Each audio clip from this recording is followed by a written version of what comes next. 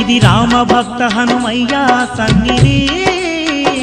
కొలిచే భక్తులకెల్లా ఇదియే పెన్నిది ఓ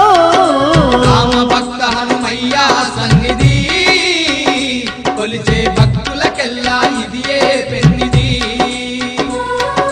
పవిత్రమైన క్షేత్రం ఆ పవన కుమారుని నిలయం పవిత్రమైన క్షేత్రం ఆ పవన కుమారుని నిలయం అవనిలో పుణ్యధామం శ్రీ ఆంజనేయుని ఆలయం